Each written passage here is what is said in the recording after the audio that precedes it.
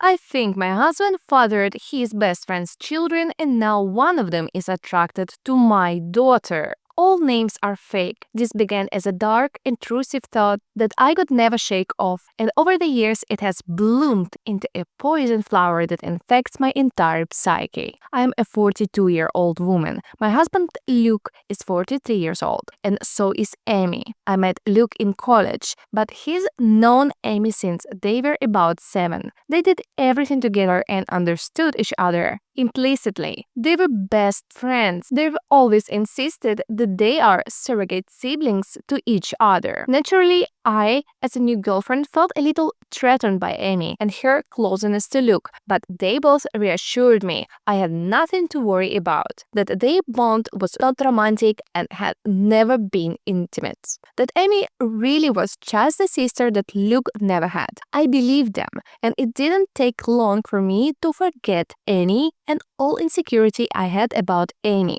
She became my friend too. She officiated our wedding. Luke and I have built a wonderful life together, and we always had a strong relationship. After we got married and moved in together, we still saw a lot of Amy, and I was fine with that. I've passed many nights on the town trying to help Amy find a man, and she has always lamented how she is unlucky in love. Luke and I started to have children after we were married, and around the same point, so did Amy. For further context, my children are Sophie, 15 years old, Owen, 12 years old, Louise, 10 years old, and Carter, 6 years old. Amy's children are Tom, 17 years old, Kylie, 14 years old, and twins, Adam and Jenna, 9 years old. Now, Amy was not in a relationship at this point. She was not married. As far as I knew, she was dating but not consistently. As Luke and I had more kids and our family grew,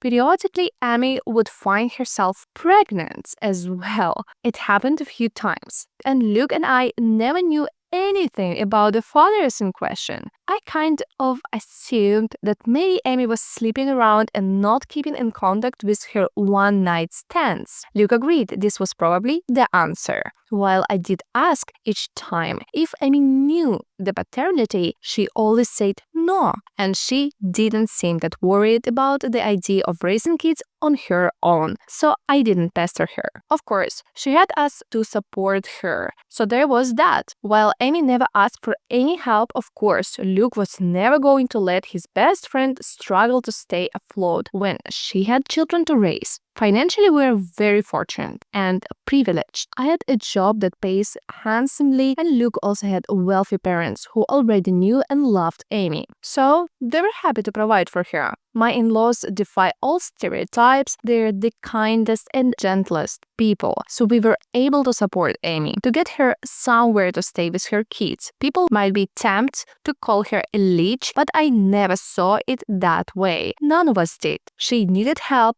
and we could provide it. I also know people are going to criticize her for her lack of responsibility and question why she never used more reliable birth control.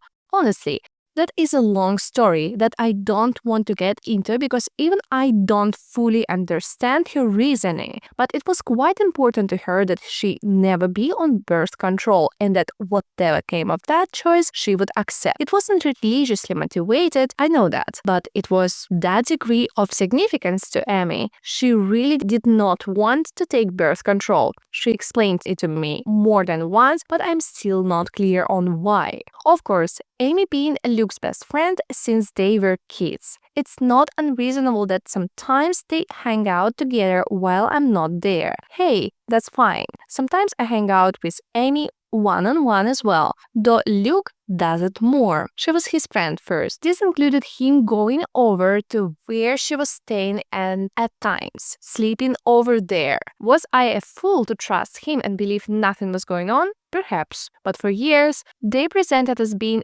buddies, like siblings. I didn't pick up on any vibes between them, not ever. As one can expect, our children were brought up together, not in the same house. Our home is decently sized, but even we don't have the room for 8 kids. But we made sure Amy's children met ours from a young age, and they always got along, and strong bonds of friendship have formed over the years, which is good, especially if I'm right and they share blood. I've been dawdling getting to the main point. Yes, I have come to suspect that Luke fathered at least one of Amy's kids, if not all of them. Frankly, I do suspect they are all his. I would never have believed my husband to be capable of such a thing, and he's given me no indication that he is the unfaithful sort. But he does spend a lot of time with Amy, and I have to confess, I cannot remember seeing her with any real boyfriend over the years. She would talk to men at bars and parties. I would try to be her wingman, and so on, but nothing ever seemed to really happen. So when she got pregnant the first time, I was curious. When it happened again and again, I began to wonder if she had some sort of secret fella who she didn't want us to know about for whatever reason, but I couldn't think of any reason why she would hide him, especially from her children. After Carter, our youngest, was born, Luke and I agreed that the time had come for him to have vasectomy. Amy's twins had come just a couple of years prior.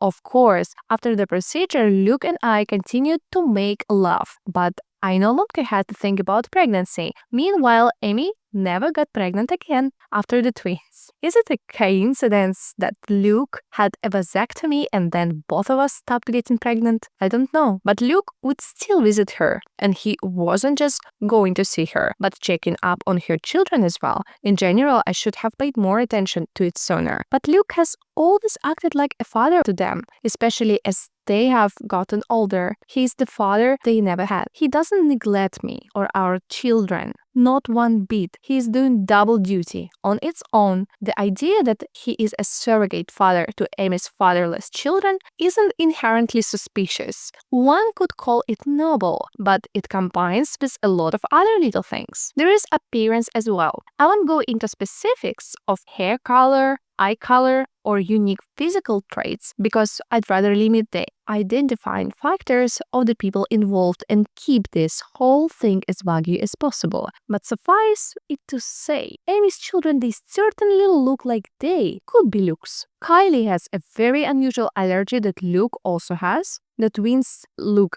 very much like him, Adam in particular. The older Tom has gotten the more of Luke I can see in his face and personality. Well, their race doesn't matter. The reality is that Luke is a different race than Amy, and Amy's children look pretty biracial. I could easily believe their father is the same race as Luke. Doesn't mean Luke has to be father, but it sure seems like it. I have never voiced my anxieties to either Amy or Luke. I don't want to be the bad guy, and guilty or innocent, I already know they would flatly deny my accusations and be hurt by them. Imagine if that drama reached the ears of my kids or Amy's kids. Either way, Luke continues to spend time with Amy and her children, just as her children spend time with mine. I have hinted to Luke that I feel needy for more attention and wish he wouldn't give as much to Amy, but he either missed my cues or pretended that he missed them.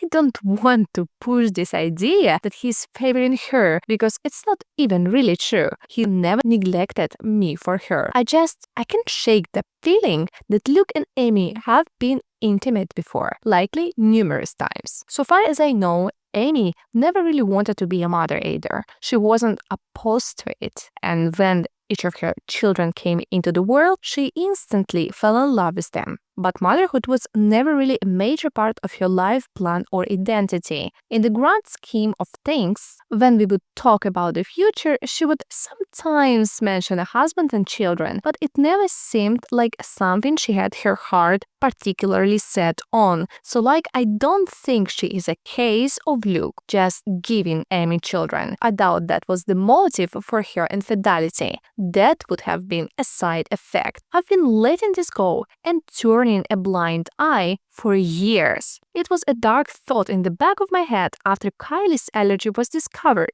but I dismissed it. Got worse after the twins were born. I dismissed it. Then when Amy stopped having babies, I wanted to feel reassured by that. But Luke has gotten a vasectomy, so if anything, that made my anxiety worse. There have been nights that I wished the twins were younger, that they had come along after Luke's procedure. It's been twisting me into knots for a long time, but I don't want to be the one who rips our family apart, especially since technically, I could be wrong. Expect now. I'm very afraid because in the last few months, we have had a new development in our kids' social circle. Tom, Amy's eldest, asked Sophie out. Sophie, my eldest, she's really blossomed over these last few years and become quite the outspoken beauty. So I'm not shocked to see she's getting male attention. But Tom asking her out had me thrown. Sophie said no, but only because I'm quite protective when it comes to her exploring dating, and she knew she had have to ask me first. I could tell she was flattered and intrigued by his interest and wanted to say yes. She approached me to talk to me about it. Bless my girl, she did everything right. I think she expected I would see things her way and agree that she could date Tom.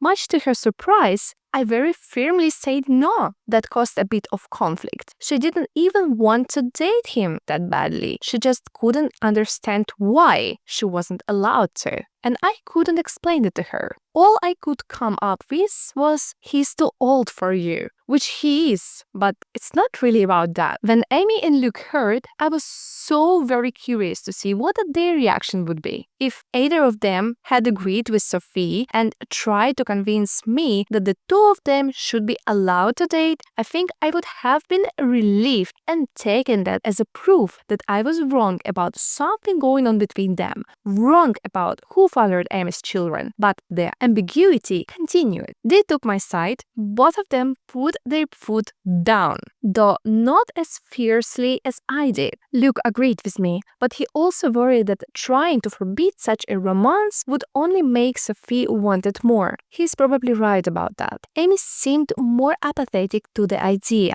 She didn't want Tom to date Sophie either, and she backed me up. But I don't know. She just wasn't taking it as seriously. She seemed to think it was a fleeting crush. Well, it wasn't. In the months following those conversations, Tom would spend more and more time with Sophie. They would be alone or with other friends and time they possibly could. It's become abundantly clear that Tom is crazy about Sophie and wants to be with her. And he definitely wants to be physical. I've been watching them like a hawk and notice his eye wandering many times. And while I'm doing everything I can to kill this budding romance, in the crib I also am feeling somewhat powerless. Sophie hasn't outwardly defied me. She's still just hanging out with Tom as friends. So forcing them to stop spending time together would be unreasonable and probably encourage them sneaking around. But I'm so afraid that they are already doing that. My nightmare is that they're secretly dating and doing God knows what when no one is looking. I've observed Tom being rather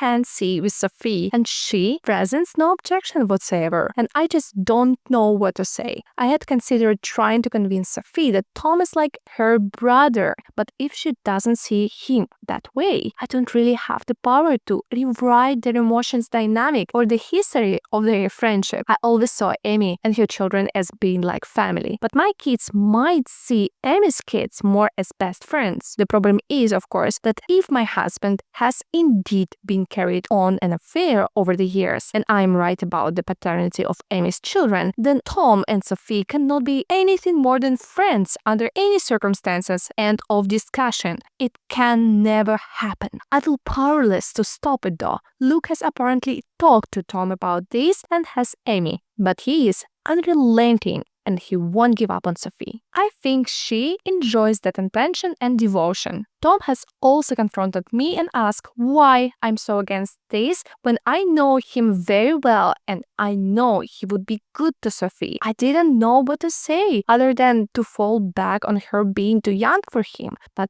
that won't work forever. If God forbid they're still attracted to each other in a few years, then they'll pursue this with abandon, and once they're legal adults, there's nothing I can do. Amy and Luke agree with me that Tom cannot date Sophie, but that's all they've really done. They feel just as powerless as me to prevent teen love. It genuinely feels sometimes like they have just given up and will bury their heads in the sand about this. Just do nothing and hope the feelings pass as Tom and Sophie get older, which, yeah, they're in high school. It's unlikely Tom will be in love with Sophie forever, but my fear is that she'll let him do something intimate with her before that time comes, something neither of them can take back. I am this close to opening the door I cannot close, this close to screaming at Luke that all this wouldn't be happening if he hadn't cheated on me these many years, if he hadn't been all but raising a second family with his surrogate sister behind my back. Now Luke's son wants to F our daughter, his actual sister, because as far as he knows, she's just his childhood friend, and it's all Luke and Amy's fault for what they have done. If I speak up, everything gets blown to hell. One of the off chance that I'm wrong. I'm a horrible monster who accused the love of my life and one of my closest friends of doing something horrible. If I'm right, it still tears our entire structure apart. The family and social unit we have become over the last several years is gone, and everyone will be stressed and upset, even if Luke and I don't divorce, if I do nothing. Sophie's eventually going to sleep with Tom and be his girlfriend, and I am low-key terrified it will happen sooner than later. Or worse, that has already happened under my nose. I hope to hell this relationship fades as they mature, but what if it doesn't? What if they've wind up being together for years? What if they marry, want to get pregnant someday? And if I tell Sophie the truth about Amy's kids, then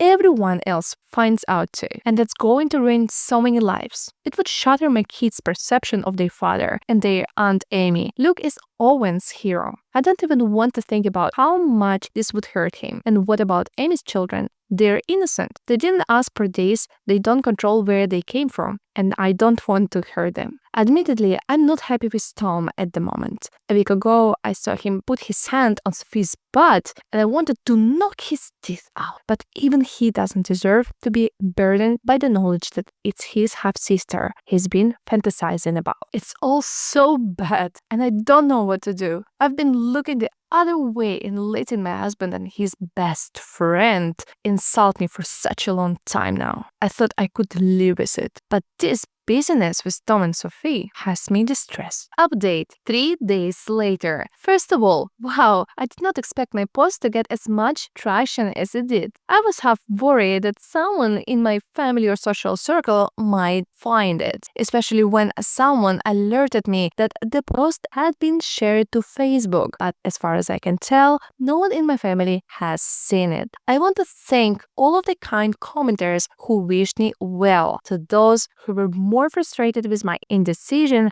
I get it. But I was operating with an uncertain situation and the stakes were incredibly high. I feel like no matter what choice I made, something could and likely would go wrong. I've spent the last 5 years imagining different scenarios based on different ways I could go about this if I ever decided to act on it. To everyone who was clamoring for an update, I have one for you. I previously said that I was going to do a secret DNA test, but I had decided on that course of action. In the end, I couldn't go through with it, and now I'm regretting that because the window to do so has essentially closed. I just felt like it wouldn't be out of line for me to do that to another person's children behind their back. Ethically, it was dicey. I've since consulted consulted with many lawyers, as many commenters suggested, and she advised me against doing so because no matter what the result were, it would make me look bad in a potential divorce proceeding. But I really wish I had done it anyway and just not told anyone,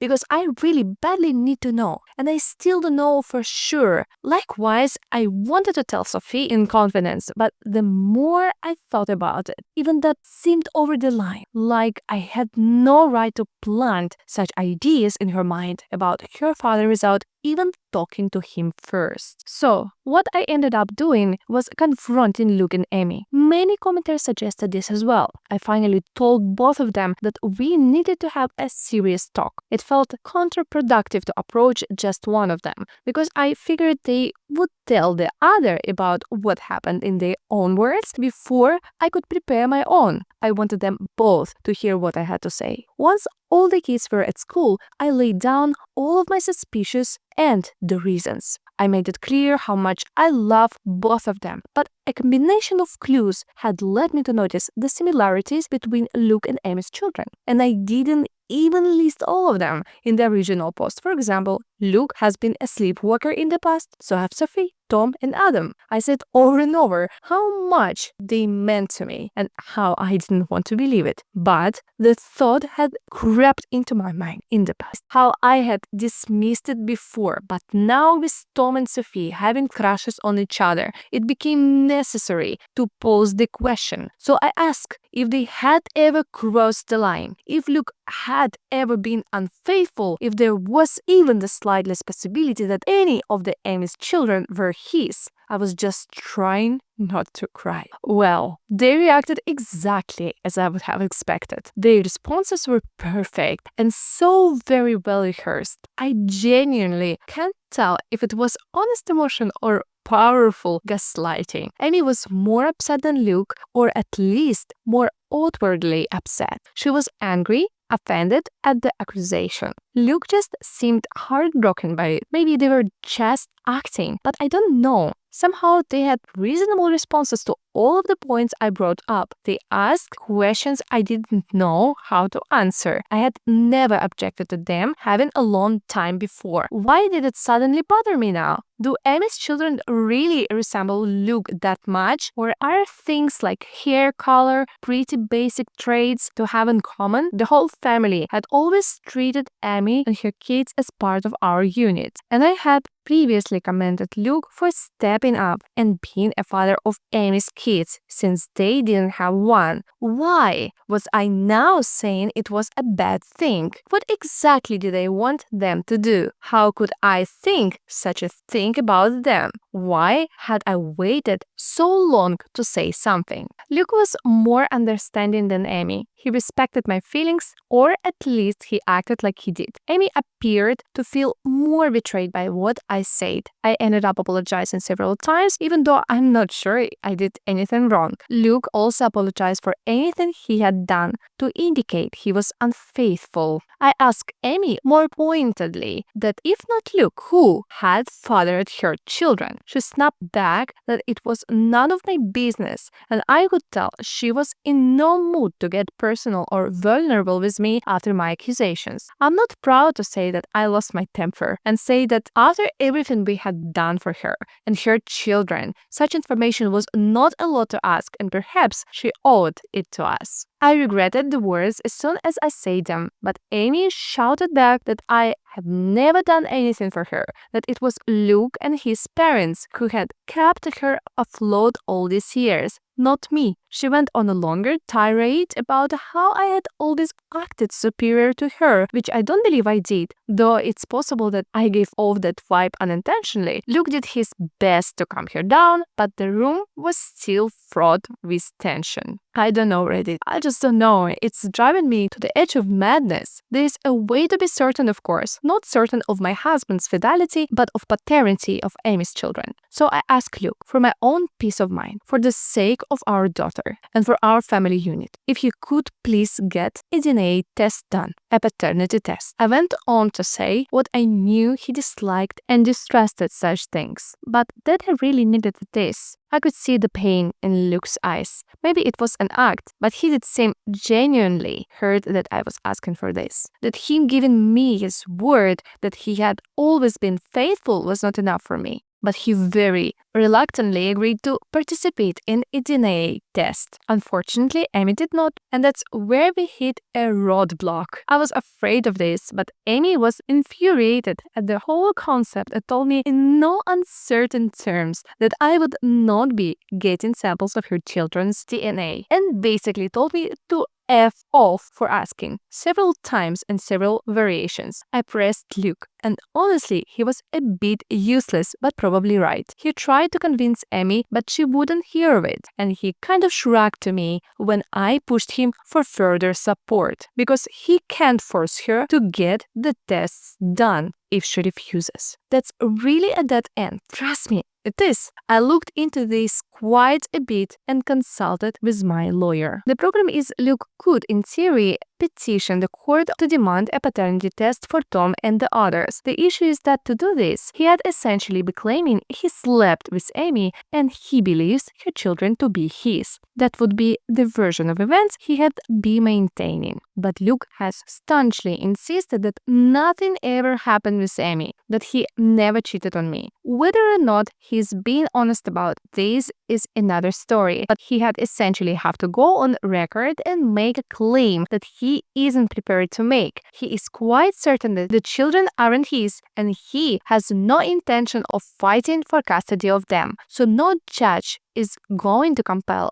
Amy to submit samples of her children's DNA. Tom is also old enough that his consent would be a factor. If both he and Amy refuse to participate in the test, it's unlikely that Luke would have a case. He'd have to target one of Amy's younger children, like say one of the twins, but he doesn't want to do that. He doesn't want to take his best friend to court to prove something that, in his words, he already knows isn't true. Luke is asking me to please just let it go and trust him, because pursuing this fracture everything, and according to my lawyer, it's not realistic anyway. For Luke to establish paternity, he would need to admit to an affair in the first place, and he's not doing that. And if he did, that would pretty much be all the proof I needed to be certain, even if I'd need more in a court case. I pestered him further about Tom and Sophie, insisted that I didn't want them dating. Luke agreed, and apparently Amy still agrees. Luke plans to have a talk with Tom and activate protective Papa Bear mode. Among other things, he's going to remind Tom that in a couple of months, when he turns 18, him being intimate with Sophie will literally be a crime. I wouldn't actually press charges against him, as I know he'd never do anything against Sophie's Phil, but I'm not above implying the threat. Thankfully, Luke isn't either. I didn't ask him if he had been open to potentially swiping a sample of Tom's DNA to do a private paternity test, but he was very hesitant about the idea. Like me, he viewed it as unethical. He also pointed out that if we were to do this and Amy found out, it would mean the end of our friendship with her. Most likely things are, Luke believes, still in a salvageable state, where Amy and I could reconcile and become friends again. And I can see how much he wants this to happen. But if I did a DNA test on Tom behind Amy's back and she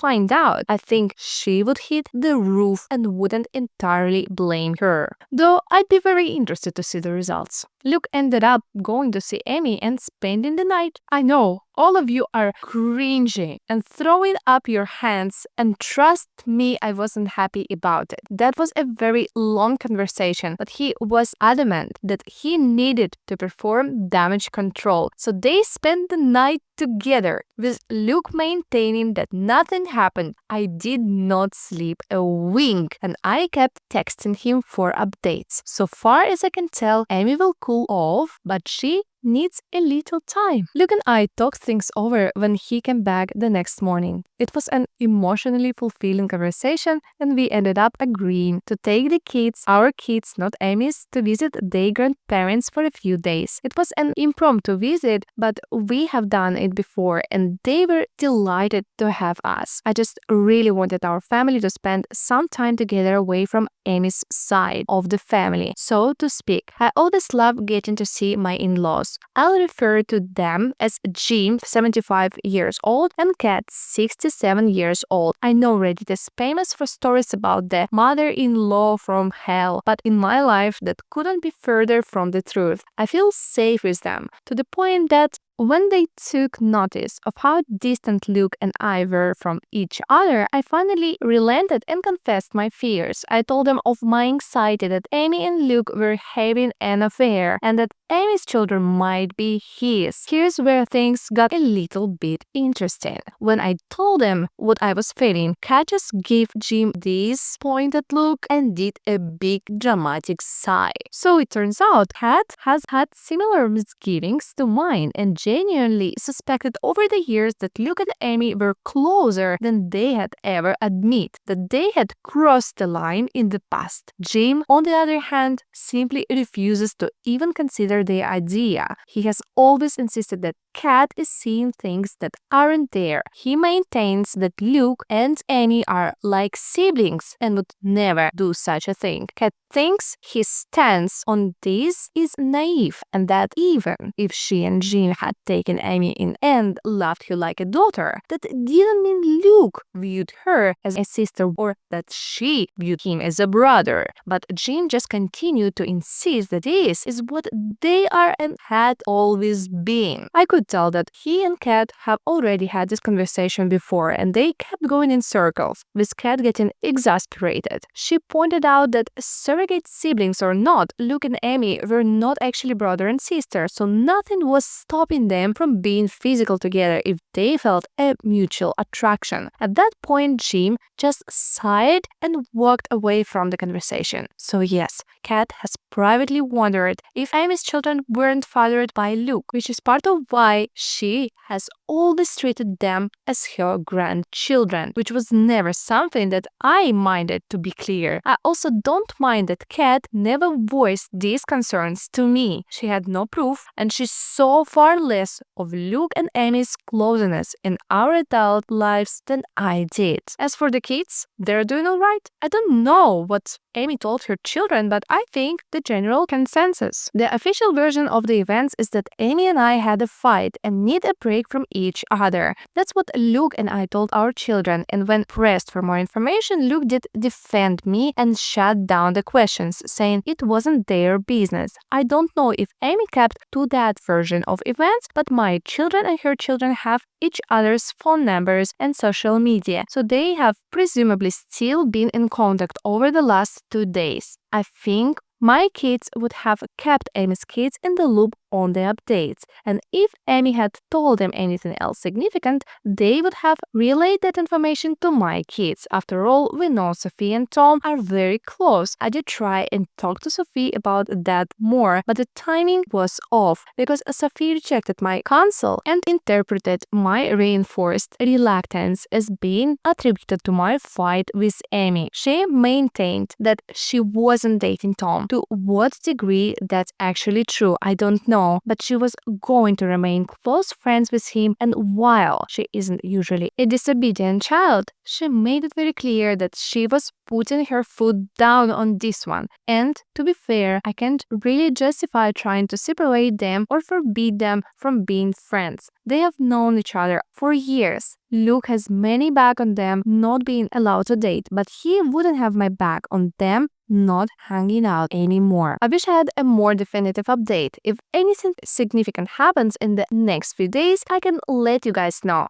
I'm mostly just kicking myself for not having done the secret test. Even for my own peace of mind, as now I feel like I'm locked out of the only way to get definitive proof one way or the other. Update 2. I didn't expect to have another update so quickly, but after posting my first update, I did a lot of thinking about my kids. I ultimately decided that whatever else happened, I needed to warn Sophie about the situation and do so immediately. To hell with Luke and whatever that meant for him. To hell if that meant all of the kids learned of the situation. She needed to be aware of what she might be getting herself into. So I discreetly kept her out of school. We went back home to our home last night, and this morning I dropped everyone off and saved Sophie for last, before driving right past her school and telling her that we needed to talk. Always a frightening thing for a teenager to hear from a parent, but I was quick to establish that she was not in trouble, but she needed to know the truth about why Amy and I were fighting, why her dating Tom was out of the question. I very gently explained that because of Luke's closeness to Amy and Tom's resemblance to him, I had come to suspect that perhaps Luke and Amy were intimate and at some point over the years. If that was true,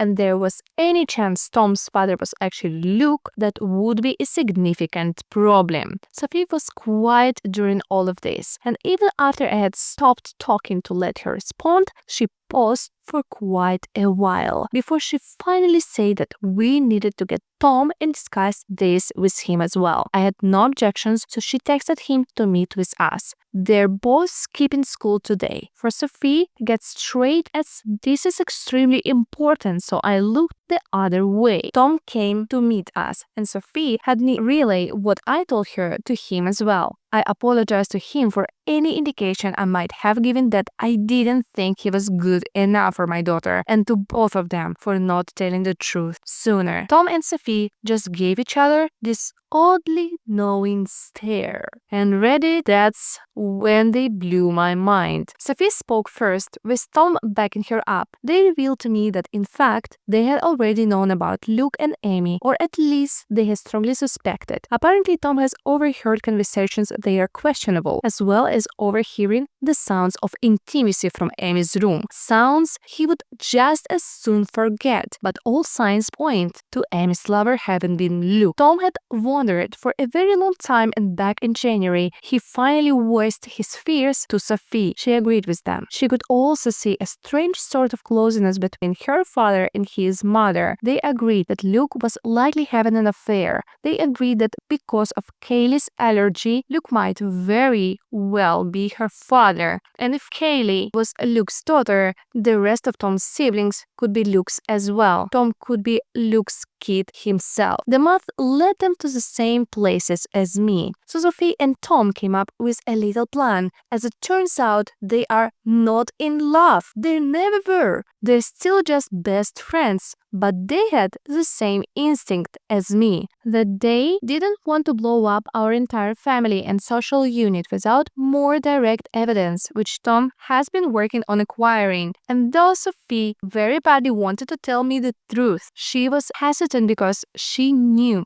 it would shatter me. She had no idea I was already suffering in silence. Sophie apologized for not voicing her suspicions sooner. Honestly, we both cried, and I made sure she understood that none of this was her fault and that I loved her very much. So the bottom line is Sophie and Tom already know they could be half siblings and aren't actually interested in being a couple. That was their idea for how to rock the boat, to force Luke and Amy to do something about the situation rather than just keep making a fool out of me. I also think it was Sophie's way of punishing them for their affair. Teenagers can be vindictive, so they concocted this idea that they wanted to date. Every flirtation I've witnessed, every inappropriate touch, all staged apparently, and for the benefit of Luke, Amy, or both, they was supposed to make them sweat. And Sophie Tom expected they would jump out of their seats to forbid it from happening, when I was the one who did instead. That kind of threw the kids for a loop. They couldn't understand why I cared more than the actual cheaters. They began to suspect that maybe I knew Tom confronted me that one time about why can't I date Sophie. Was him trying to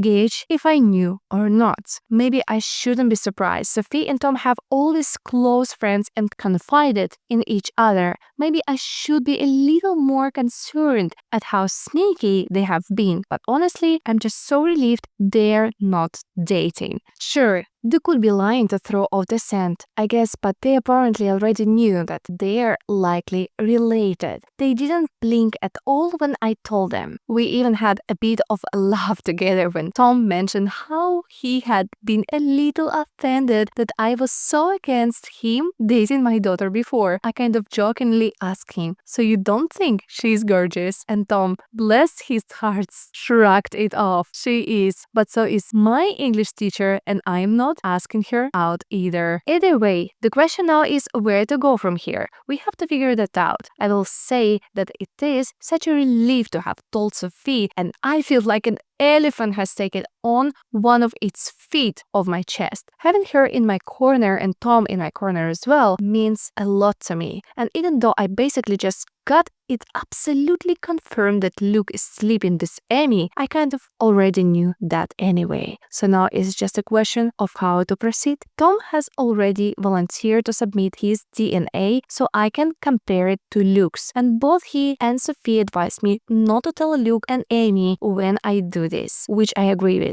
They're both completely on my side, which means more to me than I can ever express to them. Tom has also been trying to set up a camera in Amy's room to catch her and Luke in the act. Sophie told me flat out that I needed to divorce her dad, and hearing that from my own daughter made it clearer than it's ever been. She is right. Update 3. First, a few points to answer from the comments. I don't have any DNA test results back yet. That can take weeks. But now that I know Sophie is in no danger of dating a relative, the pressure is off. I'll get into this momentarily, but it frankly no longer matters if Luke fathered the children. I highly doubt my father-in-law is having an affair with Amy. At worst, he might know or even just suspect the truth about Amy and Luke. But it's also possible that he just refuses to believe they would do such a thing. I've been vague about details for privacy, but to put it very simply, Jim and Amy are both pretty white. Kat and Luke are not. Had Jim fathered Amy's babies, they would look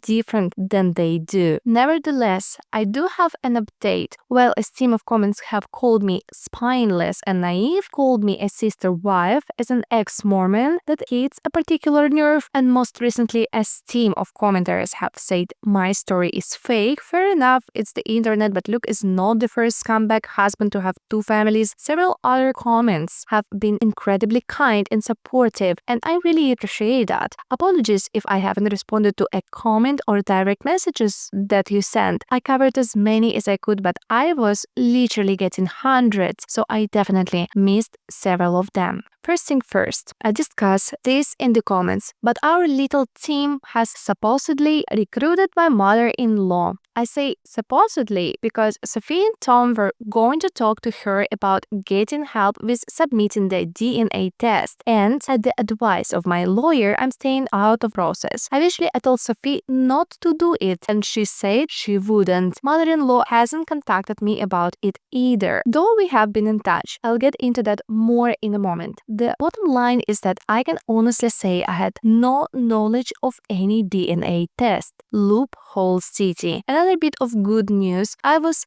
digging through the paperwork in preparation for my divorce, wanting to get a head start against Luke. And one thing that came to my attention is that my name is on the paperwork for our home. Luke's name is not. I was the one who bought the house, and we always planned to add Luke onto the paperwork at some point, but we never got around to it, and eventually the idea was forgotten. It was my lawyer, Paige, who pointed this out to me, and it was like finding a winning lottery ticket on the ground. I don't know where I'd be without Paige. She's a dear friend from college who I reached out to, hat in hand, for help. She's been there for me this past week, not just as a legal counsel, but as a friend, a really need it right now. The thing is, she's not our lawyer, me and Luke. We have our own family attorney who has helped us out of jams in the past. We clashed with our homeowners association a few years ago, not worth getting into right now. But Paige is a lawyer who specialized in family law and has handled divorce before. Luke remembers her from college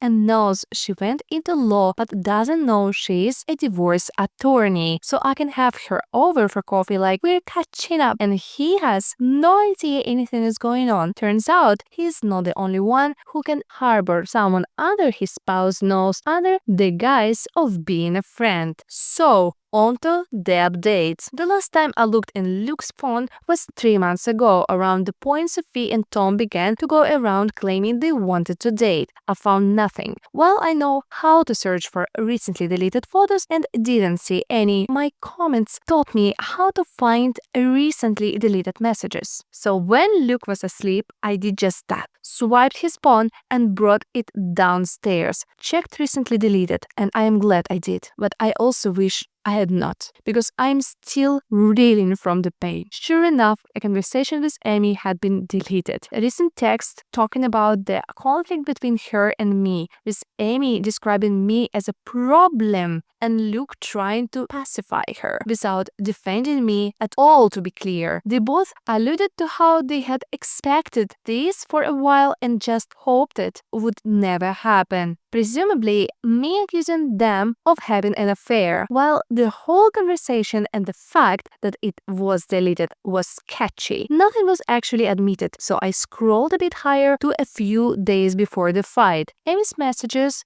got a bit more flirty, then I saw it. 5 days before I confronted them, Amy had sent Luke a topless picture, a selfie with no shirt or bra. Guys, I teared up. I knew it was true. I knew it is in my bones, but seeing the proof still cut me like a hot knife. Doesn't help that Amy's always had bigger breasts than me. I exited the messages app and checked Luke's recently deleted photos. Sure enough, the same selfie was there, and others. Amy topless, Amy naked, in various poses to show off. There were pictures of the two of them together, cuddled and pressed close like a couple. In some of these, she was naked, in some, they both were. There were videos. Amy sent Luke a video message of herself topless, and I had to actually hear her voice talking to him in a tone that made me sick about how she was sending him a quick video to help him get through the day. In more than one video, she called him her boo,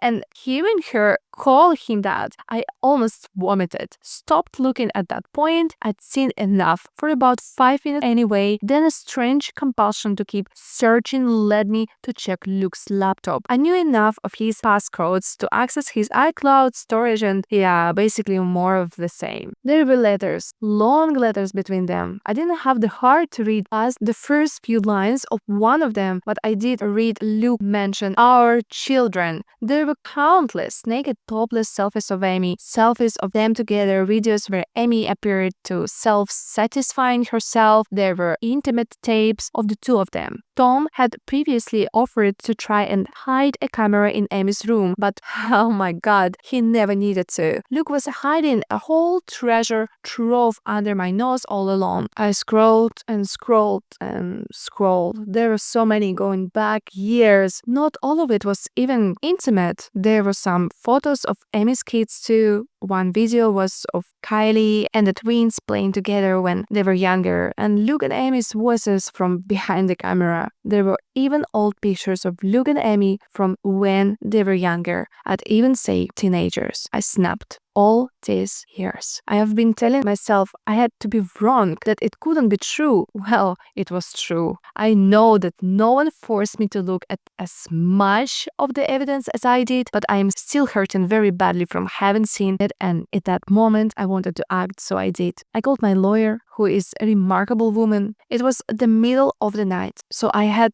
to call her twice, and she picked up. Though I had woken her when I asked her to come by and said it was an emergency, she agreed. I also asked her to draw up the paperwork and have it ready. She told me that she'd already had it ready since I first reached out to her. As I waited for her, I went through the necessary channels on Luke's laptop to make sure he wouldn't be able to remotely disconnect our access to his little stash, changing passwords and all that. My lawyer, let's call her Paige, arrived, and I went outside to greet her in the car. I spent a good half hour in the passenger seat just crying, and she was great about that. Before I passed her Luke's phone and his laptop with all the information she needed to use them, she warned me that this could be considered theft. So I asked her to forward and print out copies of everything she could and then bring the items back, because I just couldn't bear to do it myself. She agreed. I went back inside and then I packed up Luke's things. While the house slept, at one point Owen got up to use the bathroom and asked me what I was doing, but I told him I was just cleaning. Luke stared once or twice while I was in the bedroom, but did not wait. I got all his things packed into trash bags and I loaded up the car. That's when I woke him up and told him to come outside. He was confused and half asleep, but he did notice things were missing. I ignored his questions and just told him to come with me, so he followed me outside. Once we were by the car, I pulled out the divorce papers and officially handed them to him. That was about when he figured out what I was doing, and he tried to talk me out of it, tried to be sweet with me, to be tender. He kept insisting that he loved me and that there had never been anything with Amy, kept trying to persuade me not to tear our family apart. Even 2 weeks ago, I might have wilted under him because the manipulation and gaslighting were truly masterclass, but I can see through it now. I didn't tell him that I knew he was full of shit.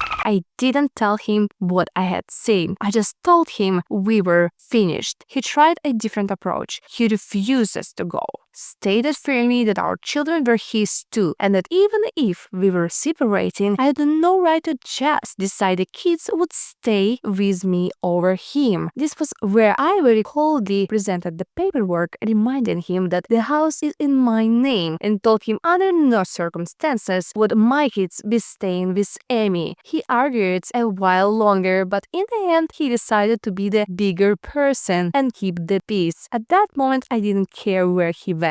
Before he left, he did ask about his phone and laptop, and I waved him off by saying they were in one of the bags. Bought a little time. I couldn't sleep for the rest of the night. I cried more. Eventually, I realized I'd have to wake my children up early and explain to the extent that I could. Naturally, I woke Sophie first. I told her that I had kicked her father out and that I had discovered evidence of an affair on his devices. I did not specify what kind of evidence, and she did not ask. I woke up the others and gently told them that their dad had gone to stay somewhere else for a while, that I wasn't sure where, but from now on things were going to be different. Louise was the one to ask if we were getting divorced, and I couldn't lie to her. I told her yes. Owen asked when they could see their father again, and I wanted to cry. Sophie was a very big help, urging her siblings to be sympathetic to me right now and worry about that later. I knew better than to poison them against their father.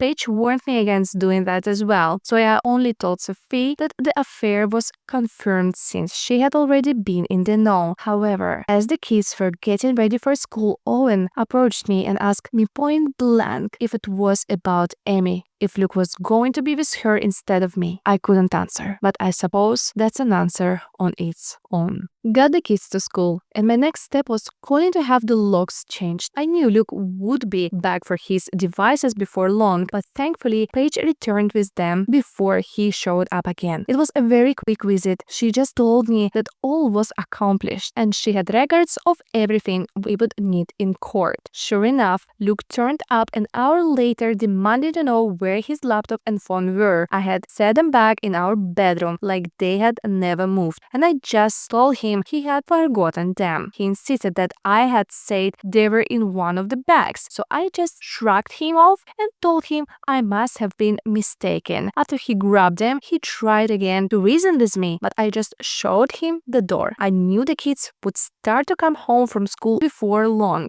and I think he was trying to delay leaving so he could see them. I was not having it. I started shouting again and sent him on his way. I'm still just in absolute pain and despair for what I saw. I don't know if he realized that anyone went through his devices and made copies of the evidence, or if he suspected I saw anything, but he obviously didn't say so. After he left, I cried once again. Talked to my mother-in-law that night. Apparently, Luke did show up to his parents' house, which was a surprise as I was so certain he'd stay with Amy. But maybe even he knows how suspicious that would look to the children and doesn't want to rock the boat as much. Maybe he knows I'm more likely to let my children see their grandmother than Amy at this point, and he wants to see them to give his version of events. That is not happening. Kat already shared his version with me that he relayed to her and Jim, that I'm having some kind of mental breakdown,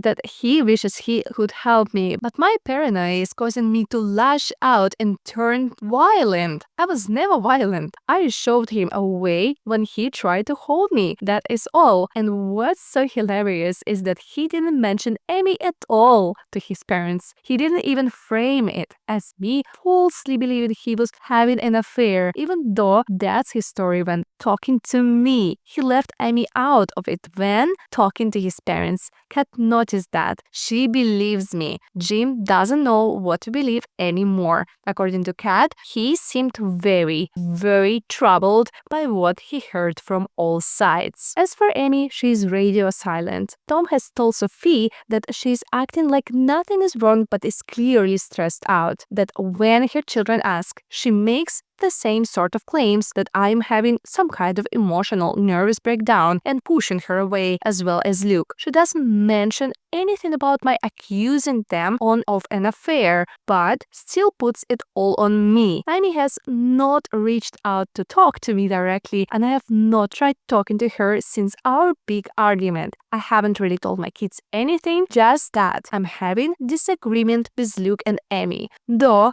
I was very clear that it is not a question of my mental health. Honestly, I think they all kind of know what's going on. Sophie continues to be my rock as I try to be for her and the others, and Tom continues to be our spy in the ranks. Right now, my biggest regret is the stress that all of this is causing on the children, which I knew it would, but it still needed to be done. My life has fallen apart, but it was never my life. Update 4. In my last post, there were a number of criticisms toward Paige. You guys will like this update, as it turns out you weren't the ones who had a problem with her. As far as the deed being in my name, it's not an absolute hook, line and sinker, but Paige is convinced that between that and me having been the one paying the mortgage, I stand a very good chance. It could be interpreted as a common marital property, but I'm going for primary custody with supervised visits anyway. I'm playing hardball. People also questioned whether I should still be posting this, but so long as it's all anonymous, I'm in the clear. Doesn't even matter if someone who knows me could figure out I posted this. I didn't use any real names or reveal my location or anything like that. As for the laptop, even Paige admitted that was questionable, but technically I gave permission and she was only doing what I could have easily done on my own.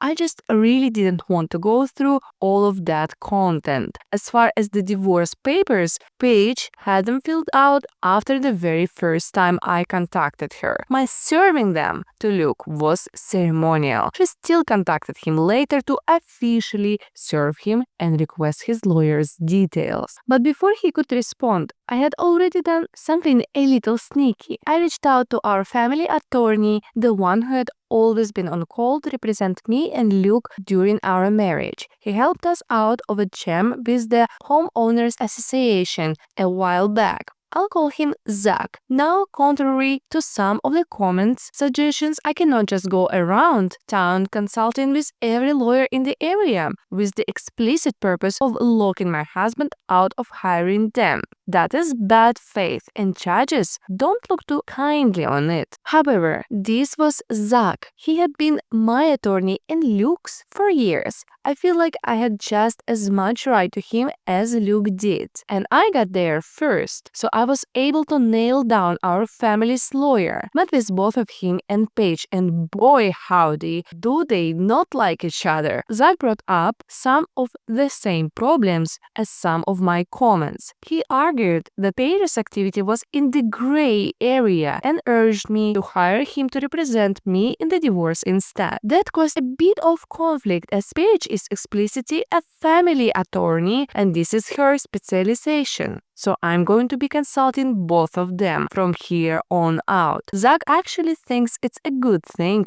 that I made this post, as they can't really do much other than prove my sanity when Luke and Amy try to argue otherwise. Overall, I'm doing better. I've been talking to a friend in real life, the mom of one of Sophie's friends. I also have therapy scheduled for myself, and I intend to look into family therapy as well. When my kids ask me what's going on, I simply tell them that their father and I are having adult problems and it's nothing they need to worry about. That worked for about a day. Sophie warned me they were planning to confront me as a group, and they did, asking if Dad had cheated on me with Amy. Obviously, they've been talking about this and perhaps they have been for longer than I had anticipated. Perhaps they've been wondering. Again, even though I had absolute proof, I was hesitant to tell them as much, and let me explain why. I naturally wouldn't tell them about the pornographic content I found. I would simply say that I found messages between Luke and Amy revealing their affair. But with the exception of Sophie, they wouldn't be satisfied with that. I already know Carter, curious little sweetheart that he is, would want to see these messages. So instead, when I was asked directly by my kids if their dad had cheated on me, I simply say, I believe he did. Yes. With as much sincerity as I could muster, I think they believe me. Tom and Sophie are texting non-stop, and from what I can gather, there's doubt among Amy's children as well that this is about me losing my mind and not about their mother being too close to my husband. I think it's slowly sinking in for poor Jim. That was he didn't want to believe was possible is very much possible, and it's happening. I haven't shown him or Kat any letters or anything. They're hosting Luke, so I haven't had much of any contact with them at all. But I did have one phone call with Kat where we wished each other well. That was nice. In the background I could hear shouting, and though Kat quickly went outside, I did hear what sounded like Jim shouting at Luke. He doesn't usually shout. He's the calmest man I've ever met. So in a way, I'm worried about him, but also relieved that the wool is being pulled off of his eyes. According to Kat, Luke is still staunchly denying everything. He was pretty upset when he found out that I had pushed Zach though, which gave me a kind of grim satisfaction. The test result came back. Sophie and Tom tested their DNA against each other to see if they truly are blood siblings. Here's a surprise. According to the test, they are not. They don't share any DNA. To everyone who believed Jim had fathered Amy's babies, here's the definitive proof that he did not, because the test would have revealed that too. But I never believed it anyway. Sophie had her doubts and wonders if the results weren't faulty, and if we shouldn't take another test to be absolutely certain. But I'm not really worried about that. More confused than anything. I was so certain Tom had to be Luke's son. He was too. Now he doesn't know what to think, and I don't know either. I obviously now know the affair happened and lasted years, and I know from the letters that Kylie is Luke's child, or at least both he and Amy seem to believe she is, which confirms they were intimate 15 years ago. Now I'm just wondering, for Tom's sake, who if not Luke is his father? He does kind of look like Luke, but that might just be coincidence. In general, everything was quiet for a few days, until it wasn't, until she finally showed her face, my best friend, Amy. I am so happy I installed Ring cameras everywhere, as you are about to understand. Sure enough, Amy turned up on my doorstep and asked to talk. She had a relaxed demeanor and did not raise her voice. Assuming she was approaching me on Luke's behalf, I told her that I wasn't interested in talking to her and to just go away. She did not leave, but she didn't make a scene either. She persisted in telling me we needed to have a conversation.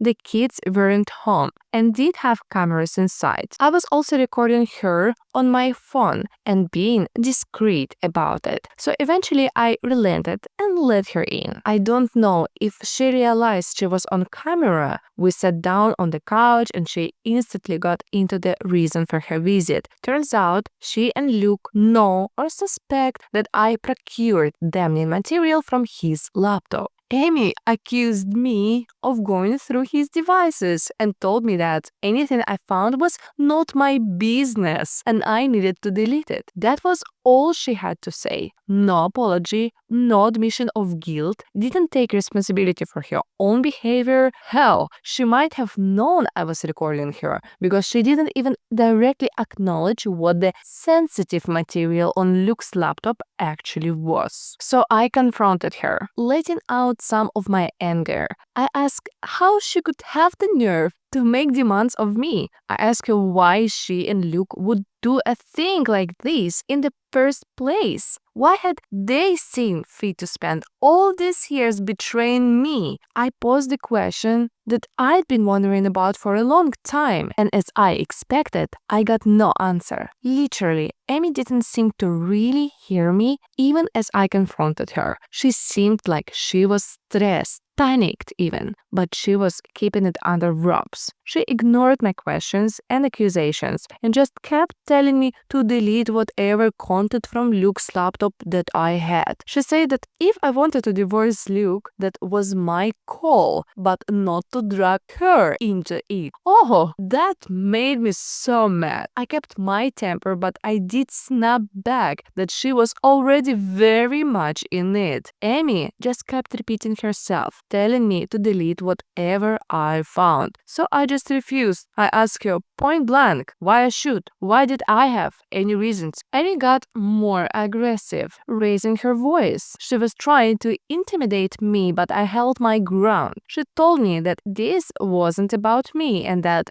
I needed to just do as she said, that it was very important. So I asked again, why? And yet again, she would not answer. So I asked her if Luke had sent her to do this or if she had shown up on her own. No answer to that either. It was like talking to a brick wall. So I asked her to leave, just as I had been afraid of. She wouldn't go. She refused to leave until I had deleted everything I'd found in front of her.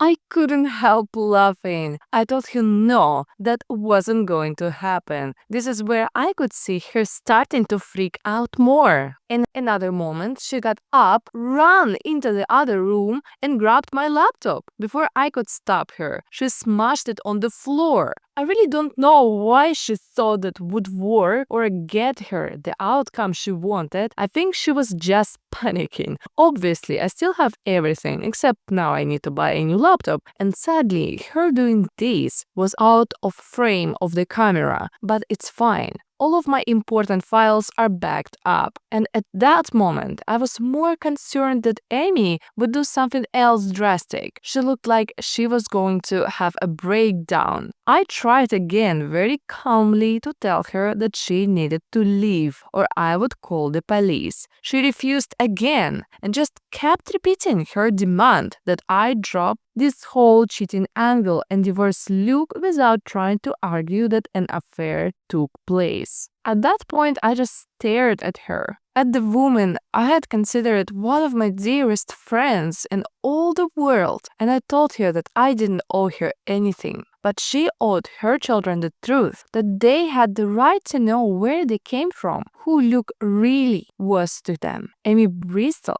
and told me it was none of my business, that I didn't understand her family and I needed to back off. She kept going back to this idea that I could divorce Luke, but I must not claim he'd had an affair with her. I just told her that I didn't need her permission to handle my divorce how I wanted, and told her again to leave. She got more and more desperate, and her anger accelerated to the point that she physically attacked me. I did not expect her to actually do this. I am not much of a fighter, but I do know the human body pretty well and where it's weakest. She hurt me pretty badly, but I got her off me. That part was very much on camera, and the whole audio was recorded on my phone. She finally left after that, and I immediately called to file a police report. I had the strangest feeling she'd try something similar and wanted to beat her to the punch. I was able to clean myself up by the time I had to face my kids, and while I downplayed the story, I did not lie to them about why I had a black eye. I told them for their own safety to steer clear of Amy. I also sent the footage to Paige and Zach, as well as pictures of my injured state before I cleaned up. They've also printed out the letters that reference Kylie as Luke's child. I really feel like Amy just screwed herself over on all this. I don't know what her motives were.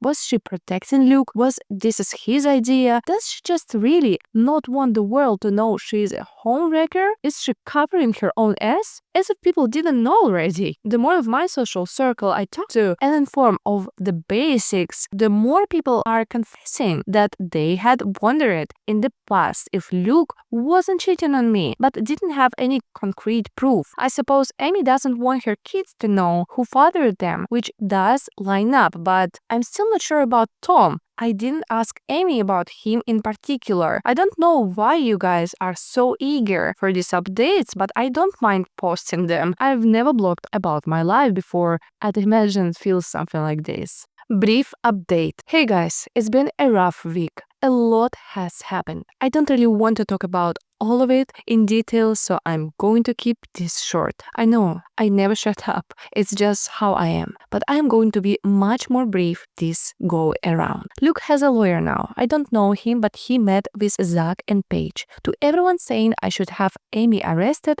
I probably could have if I had shown the police the video. Instead, I just sent it to my lawyer. Maybe this makes me foolish, but even now, I think part of me is still trying to protect people I once loved and go easy on them. But everything's been on hold for the past few days because Jim had a heart attack. I saw Luke and I saw Amy and Amy's kids at the funeral. It was the first time we were all together since before all this happened. Nobody talked about what's going on, short of Amy briefly apologizing for what happened before. She did seem sincere, I'll give her that, but I wasn't about to call her out anyway. Amy, Luke, and Kat all seemed pretty devastated. I was too, but we all agreed not to argue or talk about the divorce and to just let the day be a ceasefire to focus on Jim. Luke and I had a nice conversation about him. I've been spending time with my kids and taking a couple of days off work. I have enough of them on the back burner. Luke also saw the kids twice, before and after the funeral, with me present. It went well. At my direction and Sophie's, they didn't mention Amy, and Luke didn't try anything funny with any of them. I think he does miss them and hate that he can see them thanks to all this. The kids are also pretty upset about losing Grandpa, on top of not being able to see Dad as much as before. I don't think any of them blame me, but that's far from the point, frankly. Carter slept in my bed the last 3 nights. I'll get more into this in the future when I have the energy to talk about what's going on in more detail, but whoever suggested that Kat lied about the test results was correct. She never sent them in. She confessed as much to me. I guess she didn't feel comfortable going behind her son's back, but did feel comfortable lying to me to protect him until She felt guilty and she came clean. Under the circumstances, I am not angry with her, but I know better than to trust her anymore. As far as I know, she did not tell Luke about the test, but it means Tom could still be the Luke's son. Probably is. My lawyer finished going through Luke and Amy's letters with a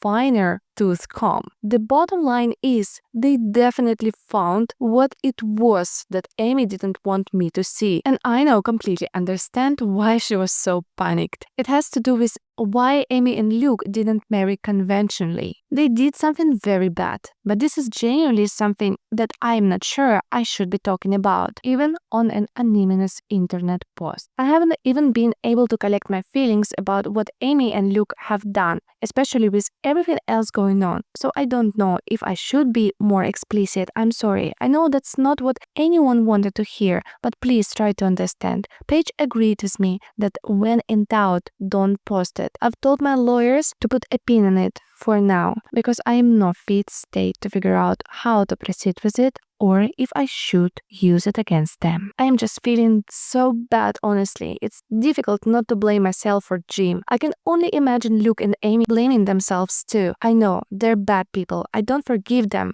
But this tore them apart as it did me, and I think all three of us feel like the divorce stressed Jim out to the point where it may have contributed. He already had heart disease, and in particular, I blame myself for showing him what I showed him. I showed him proof of the affair shortly before he died. I'll be carrying that with me for a very long time, even if I shouldn't. I'll update again whenever I do. I'm sorry, I'll respond to comments as I can. Update 5. Hey everyone, this may very well be my last update for a while. I'm in therapy now, as are my children. And from what I hear, Amy's children are as well, so that's good. So I should probably be focusing on healthier ways to expel my feelings. Nonetheless, I have talked to my therapist about this post, and according to her, venting anonymously online can be healthy up to a point. If I do talk about my life again, I might do it in different subreddits or something. I'm still not sure. Akeem also met with the judge now. Many were worried about how this post might come back to bite me in the ass. Legally speaking, the short answer is that they won. The long answer is that because they're anonymous, there's technically no risk of defamation or slander.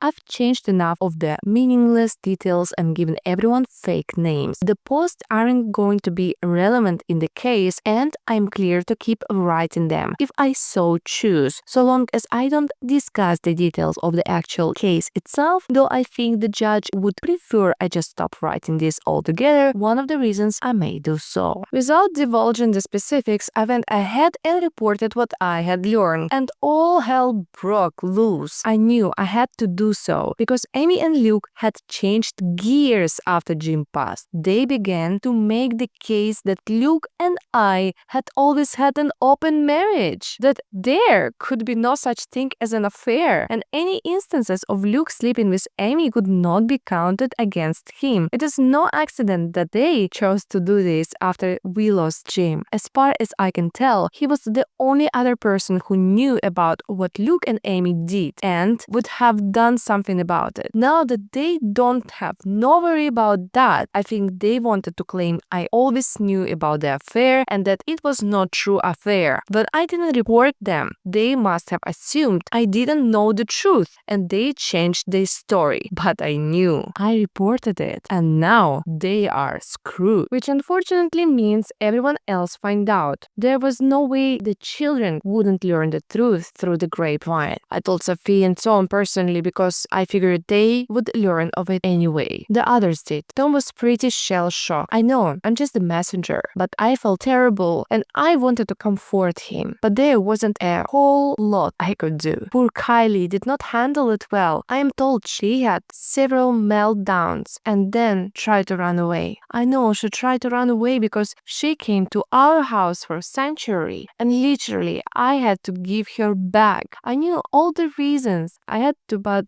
I was sorely tempted to give the middle finger to all of them and let Kylie stay with us against Amy's wishes. But no, I had to relinquish her, and honestly, nothing had been harder than that was. I know, It isn't my fault, but I still feel like I betrayed her. Sophia's also been dealing with a lot of anger towards her father, especially after he and Amy forced Kylie to come back to stay with Amy again. All of this, it hit Sophie and Kylie the hardest. Luke wanted to see Sophie again and she refused. She wouldn't come out of her room. Technically, I was supposed to let him see her, but she 15 years old. I told her to come out of her room. She wouldn't. So in my book, I tried. This was after Kylie's incident. So when Luke pressed me to force Sophie out of her room, I am not proud to say I shouted at him to leave. My blood was boiling by that point. Throughout all this, my soon-to-be ex-husband and his affair partner are still acting like I am the bad guy. Luke and Amy are angry with me. And that's putting it lightly. They have no right to be, but they are. Or at least they're acting angry.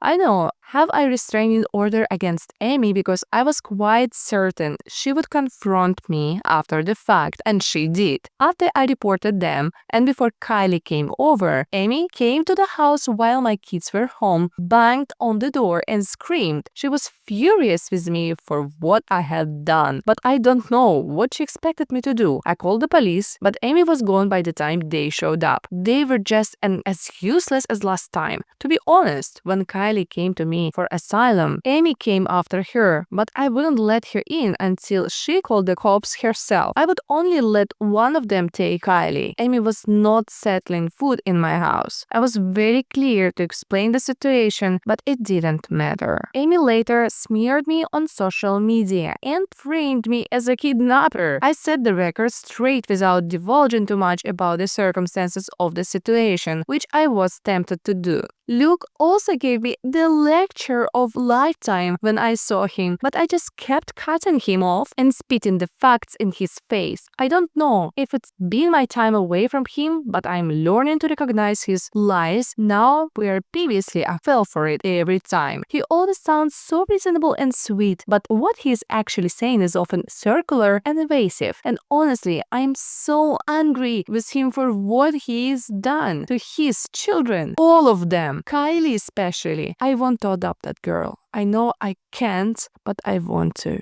Kat and I had a long talk as well. So far as I can tell, she didn't know. She is genuinely sorry for her earlier deception. Trust takes time to rebuild, but I also understand that she was in an awful position. But now that certain things have come to light, she's kind of in shameless herself, so I pity her. Not to mention if Amy loses custody of her children, and she very well might, I'll need all the help I can get. I can't take all of them in. I don't have the space. Kat will need to do some of the legwork. So I'm trying to give her the chance to earn my trust back, sort of out of necessity. I can't speak to the long term, but if all goes as it should, Luke's not even going to be getting visitation of my kids. We will know soon enough though, and it will be on record. If Amy's children were fathered by him, all I know is they've always been quite certain Kylie was, though they never had her tested. So far as I can tell, Amy hasn't really been intimate with anyone other than Luke for a long time. For the record, Kat is still supporting Amy financially, and by that I mean she's supporting Amy's kids. I don't mind it if Amy loses custody, that all goes away anyway. As to the how and why of Luke and Amy getting together, from the letters I've put the pieces together as best as I could. Amy was intimately abused as a child, and Luke was apparently the only person she felt safe exploring her intimacy with. When they were in high school, it was a very bad idea, and they both knew the reason it was a very bad idea well before they made that choice. As to the lie about them being surrogate siblings, apparently they always did have that kind of relationship emotionally, but they also did this after Tom was born. They also believed Tom to be theirs, going off the letters. The bond took on more romantic aspects as well. Amy describes Luke as my person, and he says the same about her. I did read the letters in more depth as much as it sickened me. I wanted to understand.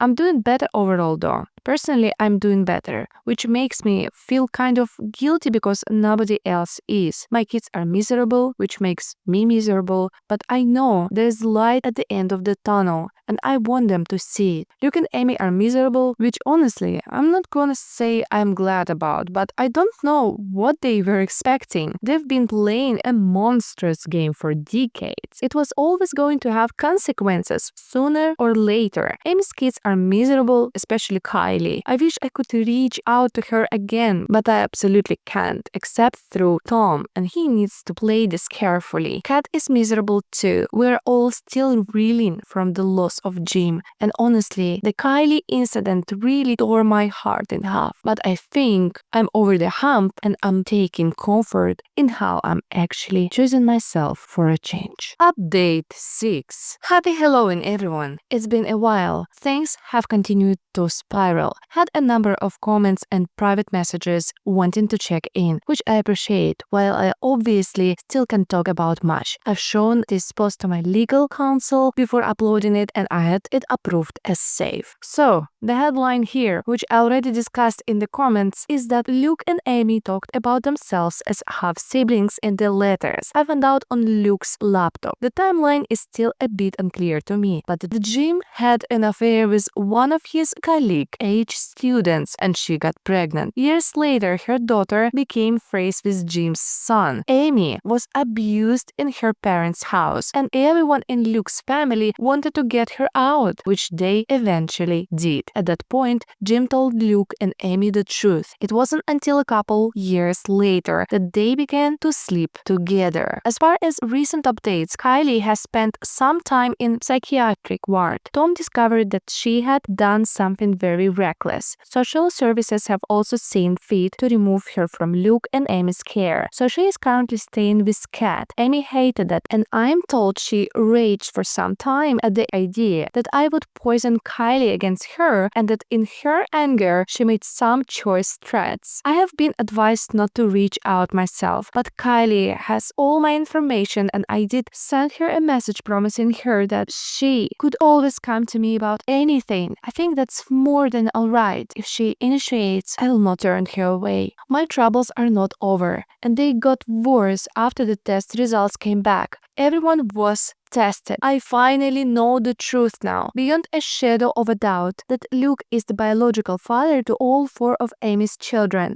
After years of wondering, confirmation feels strangely hollow. It changes almost nothing at this point, but it is proof that he was unfaithful to me. Luke is still maintaining that it was an open relationship. I had a door to use incest charges against him and Amy, but that plan hit a roadblock. The 2 of them had mandated testing as well, and at least according to the results, Luke and Amy are not siblings. I don't understand it either. Perhaps Jim was wrong all this time? Either way, I still have proof that they believed it to be true, but they are now insisting that was just a kind of role play for them. Luke also threw a curveball at me by demanding we test my children as well. Honestly, hated him for that. They've been through enough as it is, but he is claiming that I also participated in the open relationship and that the paternity of our children will prove it. In particular, he was adamant that Sophie be tested. I couldn't figure out why,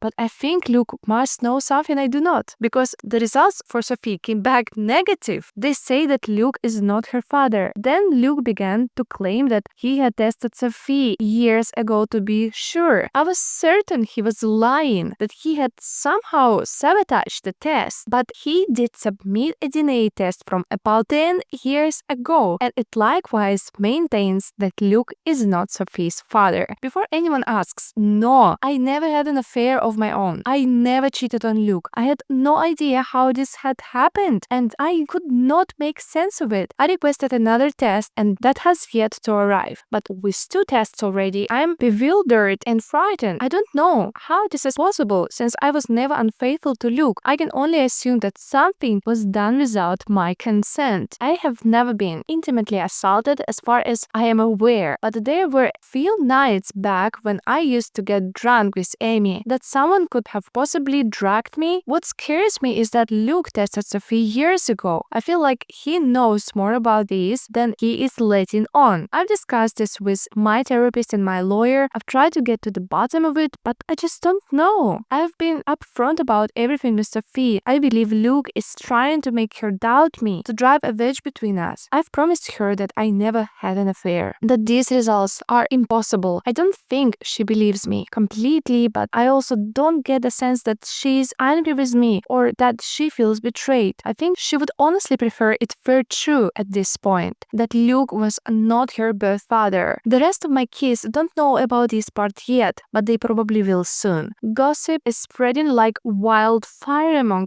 Amy's kids and my own. I've never been the sort of parent to read my kids' texts, so I'm not sure about specifics, but I'm not going to address this with them unless Sophie gives me her blessings. She was the only one whose result came back negative. The rest of the kids are proven to be Luke's. Kat is not speaking to either of her children, but that's not to say she's giving them the silent treatment. Technically, they're not allowed any contact with Kylie right now, so keeping distance isn't really optional. But Kat is furious with them both now that she's seen the state Kylie is in. She's likely going to explode at them when she next has the chance. I wish I could describe a happy ending for our family, but the trouble is far from over. I'm actually somewhat traumatized by the idea that I might have been assaulted and never knowing it until now. And if that is indeed the case, I am not looking forward to the conversation where Sophie finds out about that and about her origins. Anyway, I don't know when I'll next update, but I'm taking the kids to a haunted house tonight, so that should be fun.